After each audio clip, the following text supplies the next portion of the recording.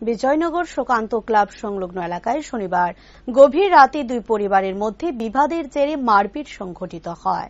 মারপিটের ফলে আহত হয় 4 জন। বর্তমানে চিকিৎসাধীন 3 জন সাবরু মহকুমা হাসপাতালে। এর মধ্যে একজনের অবস্থা আশঙ্কাজনক থাকায় তাকে রেফার করা হয়েছে আগরতলা জিবিপি হাসপাতালে।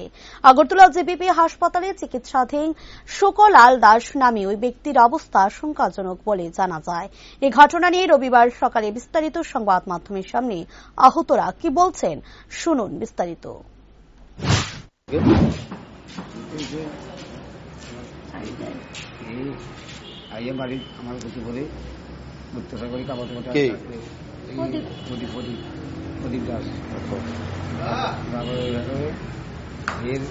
মামা আছে, তারপরে বাপটা বাইরে আমাকে বাইরে লোক আবার আমি তো।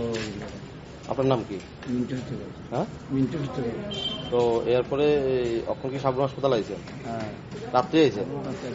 তো এখন কি ভর্তি আছে? ভর্তি নেওয়া বাজে। কালকে ভর্তি আছিলেন? আপনারা কয়জন আহত হয়েছেন? আমরা পরিবারের 5 জন। হ্যাঁ, আমার পরিবারে আমরা 4 জন। 4 জন। হ্যাঁ, তো এই 4 জন কেন হসপিটালে আছেন? না, তো আপনারা থানায় মামলা করছেন না? করবেন? হ্যাঁ, আজকে আজকে কার কার বিরুদ্ধে মামলা করবেন? এখন আমরা কয়জন হাসপাতালে ভর্তি আছে? বউর নাম কি?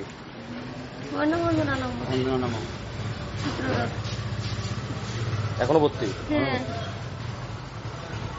এরপরে কি করছে, দু তিন দিন আমার বিয়ে গেছে। আমার বিয়ে জানার পরে তারা করতেছে, তারা টাকাচ্ছে যাতে কেউ না আসে, কোনো কিছু না করে, কোনো কিছু যাতে হেরার কোনো কিছু আমরা হেরা জায়গার মতো কোনো কিছু ইনভলভ না হয়। তো ঠিক আছে, আমরা মানছি, আমরা কোনো কিছু খুশি না। কালকে এরা আমরা বাড়ির দিকে ধান মারাইতে আসে, আমরা বাড়ির দিকে দিয়া তো আমার দিয়ে যায় বুড়া মানুষ। এ কইছে যে এদিকে না ধরলে আমরা কিছু খুশি না, আমরা বাড়িতে আসে।